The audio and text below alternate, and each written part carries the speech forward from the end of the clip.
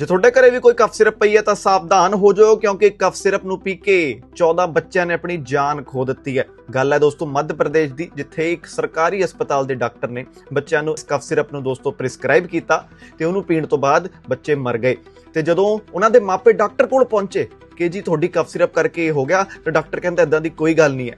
Doctor ਨੇ ਉਹਨਾਂ ਸਾਹਮਣੇ ਕਫ ਸਿਰਪ ਪੀਤੀ ਤੇ ਉਹ ਵੀ ਬੇਹੋਸ਼ ਹੋ ਗਿਆ।